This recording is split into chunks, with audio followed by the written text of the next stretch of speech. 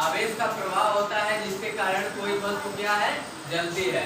ठीक है, तो आप लोग बताइए आवेश को कैसे उत्पन्न किया जाता है। आ जाओ, कोई भी चीज आवेशित कैसे होती है आप लोगों को पता है? देखो हम आप लोगों को बताते हैं, जब किसी चीज में घर्षण होता है, ठीक है, जब किसी चीज में घर्षण होता है तो वस्तु क्या होती है, आवेशित हो जाती है। ठीक है, आप लोग कक्षा 7 में पढ़े होंगे, उसमें दिया था कोई कंघी लेकर के उसको क्या करो, रगड़ो कहीं पे। ठीक है, बाल में रगड़ो। जब बाल में हम रगड़ते हैं ना, उसके बाद हम किसी दूसरी वस्तु पे क्या करते हैं, टच कराते हैं। तो क्या रगड़ने के बाद टच कराते हैं तो हम देखते हैं कि इसमें चुंबकत्व का गुण आता है, जो पेपर है ना वो चिपकने लगता है। ठीक है, तो रगड़ने से क्या होता है, तो वस्तु आवेशित हो जाती है। अच्छा बताइए वस्तुओं पर कौन कौन से आवेश होते हैं? आप लोगों को पता है आवेश कितने होते हैं? बताओ आप।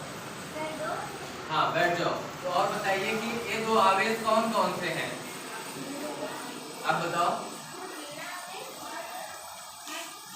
हाँ बैठ जाओ, बहुत अच्छे।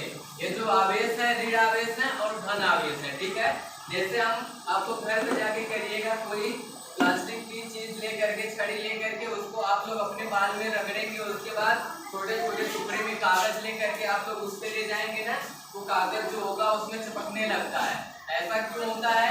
जब हम इसको रगड़ते हैं, ठीक है, किसी वस्तु को ना, तो क्या होता है कि उसमें आवेश जो होता है, इसमें जो आवेश जो होते हैं धन आवेश और ऋण आवेश होते हैं, तो इसके कुछ कण जो होते हैं आवेश वो इस हमारे क्या है, बाल में लग जाते हैं, जिसके कारण जब हम इसको किसी वस्तु से हटाते हैं, किसी कागज से हटाते हैं, तो ये अपना इलेक्ट्रॉन इससे देने के लिए इससे क्या है, चिपक जाता है। ठीक है, तो ये वस्तु क्या होती है, आवेशित होती है। ठीक है, हम आप लोगों को कुछ क्वेश्चन के माध्यम से समझाते हैं कि क्या विद्युत धारा होती है इसके बारे में। ठीक है,